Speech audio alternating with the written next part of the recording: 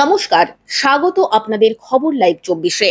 আজকের খবরের শুরুতে থাকছে রাজ্যের রাজনীতি, এরপর দেশের বড় আপডেট, আন্তর্জাতিক দুনিয়ার গুরুত্বপূর্ণ খবর, আবহাওয়ার পূর্বাভাস এবং সবশেষে খেলাধুলার জগতে আজকের হাইলাইটস।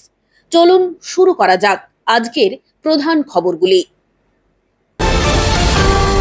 চাকরি কেলেঙ্কারি, একই সঙ্গে দুটি সরকারি চাকরি, দু জায়গা থেকেই বেতন। তৃণমূল নেতার স্ত্রীর কীর্তি ঘিরে চাঞ্চল্য, রাজ্যে ফের চাকরি দুর্নীতি নিয়ে সরব বিরোধীরা।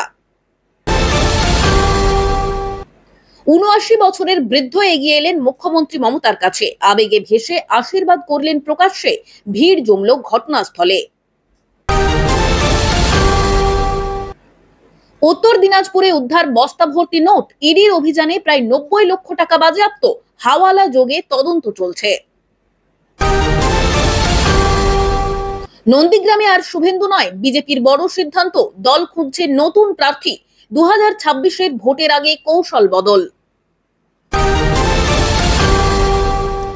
শ্রীরামপুরে বিজেপি নেতার রহস্যজনক মৃত্যু, নেতার জীবনে একাধিক মহিলা সম্পর্কের অভিযোগ, তদন্ত শুরু করেছে পুলিশ। পড়ুয়া দুই কিশোরের সড়ক দুর্ঘটনায় মর্মান্তিক মৃত্যু, দ্রুতগতির পিকআপ ভ্যানের ধাক্কায় বিপত্তি, স্থানীয়দের ক্ষোভে রাস্তায় বিক্ষোভ। রাজ্যে ফের শিক্ষক নিয়োগ দুর্নীতির অভিযোগ, বেকার যুবকদের রাস্তায় নেমে প্রতিবাদ, আদালতে মামলা দায়ের। বর্ষার অনিয়মিত বৃষ্টিতে বিপাকে কৃষক, ধান চাষে ব্যাপক ক্ষতির আশঙ্কা, সরকারি সহায়তার দাবি উঠল।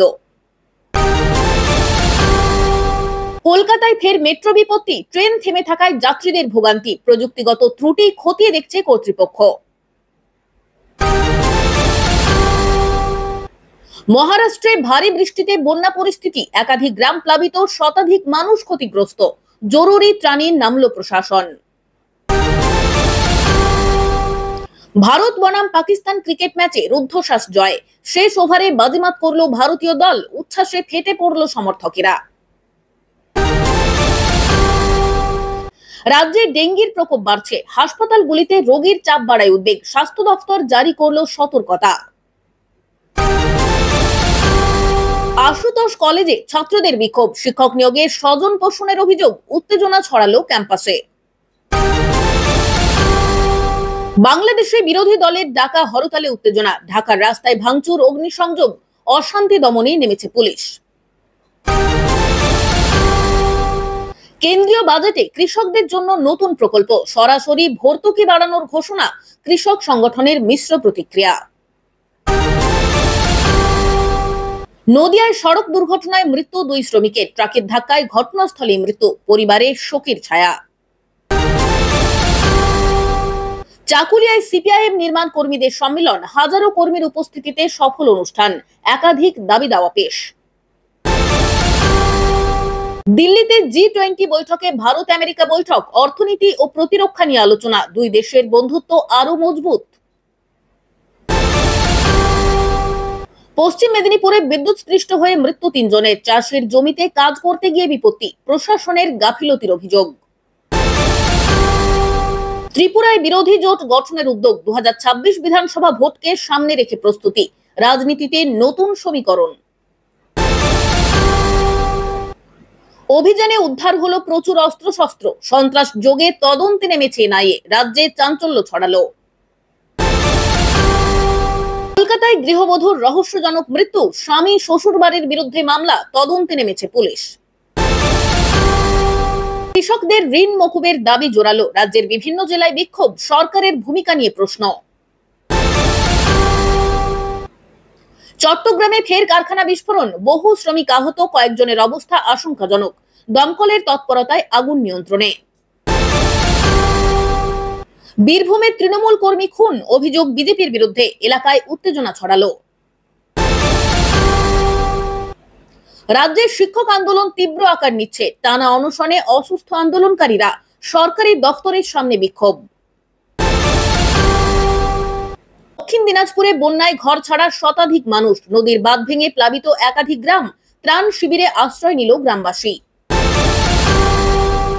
অর্থনীতি চাঙ্গা রাখতে রিজার্ভ ব্যাংকের নতুন নীতি, সুদের হার অপরিবর্তিত রাখার ঘোষণা, শেয়ার বাজারে ইতিবাচক প্রভাব। বাগডোগরায় মাদক পাচারের চক্র ভাঙল পুলিশ, গ্রেফতার এক যুবক, উদ্ধার প্রচুর মাদক, তদন্তে জোর দিচ্ছে প্রশাসন। সৌদি আরবে তেল উৎপাদন কমানোর সিদ্ধান্ত, আন্তর্জাতিক বাজারে জ্বালানির দামে উত্থান, ভারতীয় অর্থনীতিতে প্রভাব পড়তে পারে। এতক্ষণ শুনছিলেন আপনারা সংবাদ শিরোনাম, এবার শুনবেন বিস্তারিত। চাকরি কেলেঙ্কারি, একই সঙ্গে দুটি সরকারি চাকরি, দু জায়গা থেকেই বেতন। রাজ্যে ফের চাকরি দুর্নীতির ঘটনা সামনে এলো। অভিযোগ উঠেছে তৃণমূলের এক নেতার স্ত্রী একই সময়ে দুটি সরকারি পদে চাকরি করছেন। অবাক করার মতো বিষয়, তিনি দু জায়গা থেকেই নিয়মিত বেতন তুলেছেন বলে জানা গিয়েছে। স্থানীয়দের দাবি, রাজনৈতিক প্রভাব খাটিয়েই এই চাকরি হাতানো হয়েছে। দীর্ঘদিন ধরে অভিযোগ থাকলেও এবার প্রমাণ সামনে আসতেই ব্যাপক আলোড়ন পড়েছে। বিরোধীরা বলছে, বেকার যুবকেরা বছরের পর বছর চাকরির আশায় ঘুরছে, অথচ শাসক দলের ঘনিষ্ঠরা একাধিক চাকরি ভোগ করছে। আর এই ঘটনায় স্বাভাবিকভাবেই প্রশ্ন উঠেছে, সরকারি দপ্তরের ভেতরে কেমন করে এই ধরনের দুর্নীতি এতদিন ধামাচাপা রইল? শিক্ষা ও কর্মসংস্থানের ক্ষেত্রে সরকারের নীতির স্বচ্ছতা নিয়েও উঠছে প্রশ্ন। প্রশাসন জানিয়েছে, অভিযোগের ভিত্তিতে তদন্ত শুরু হবে। ইতিমধ্যেই এই বিষয়ে সাধারণ মানুষের ক্ষোভ চরমে পৌঁছেছে। মুখ্যমন্ত্রী মমতা বন্দ্যোপাধ্যায় ৭৯ বছরের বৃদ্ধ এগিয়ে এলেন মুখ্যমন্ত্রীকে দেখেই। রাজ্যে সফরে গিয়েছিলেন মুখ্যমন্ত্রী মমতা বন্দ্যোপাধ্যায়, সেখানেই ভিড়ের মধ্যে হঠাৎ এগিয়ে এলেন এক ৭৯ বছরের বৃদ্ধ।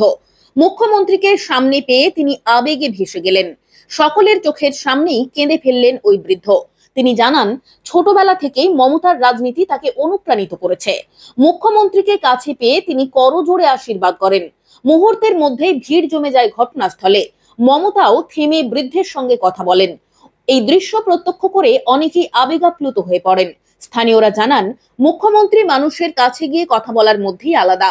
বিরোধীরা অবশ্য এটিকে প্রচারের কৌশল বলেই কটাক্ষ করছে, তবে ওই আবেগঘন দৃশ্য রাজ্য জুড়ে আলোচনার কেন্দ্রবিন্দু হয়ে উঠেছে। মালদা, সাংগঠনিক রদবদল হতেই তৃণমূলের পঞ্চায়েত সদস্যদের বাড়ি দোকানে আগুন। মালদায় ফের গোষ্ঠীদ্বন্দ্বের ছবি। সাংগঠনিক রদবদল ঘোষণার পরই উত্তেজনা ছড়া এলাকায়। অভিযোগ, এক মন্ত্রীর ভাইয়ের অনুগামীরা বিরোধী গোষ্ঠীর সদস্যদের বাড়ি ও দোকানে আগুন লাগিয়ে দেয়। হঠাৎ করে রাতের অন্ধকারে আগুন জ্বলতে দেখে আতঙ্কিত হন স্থানীয় বাসিন্দারা। একাধিক দোকান ও বাড়িঘর ভস্মীভূত হয়। ভোর পর্যন্ত আতঙ্কের পরিবেশ ছড়িয়ে পড়ে গোটা গ্রামে। ঘটনার খবর পেয়ে পুলিশ ঘটনাস্থলে পৌঁছয়। যদিও অভিযোগ, দুষ্কৃতীরা আগেই পালিয়ে গেছে। রাজনৈতিক মহলে এই নিয়ে তীব্র বিতর্ক শুরু হয়েছে।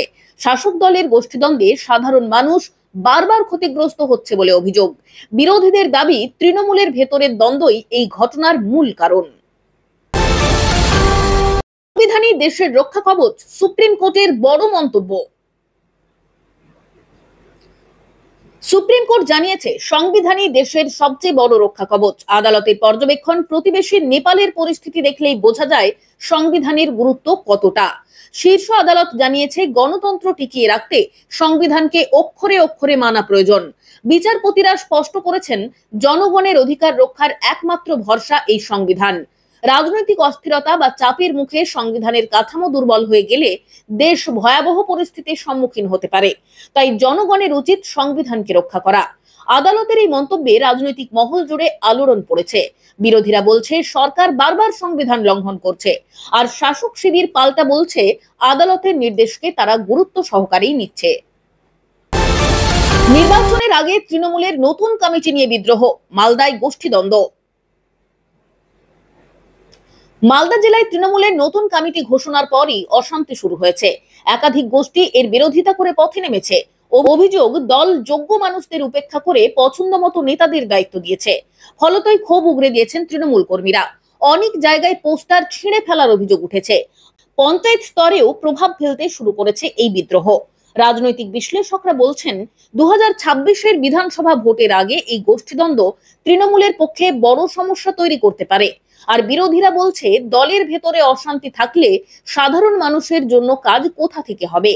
শাসক শিবির অবশ্য দাবি করেছে, সামান্য ভুল বোঝাবুঝি ছাড়া আর কিছু নয়।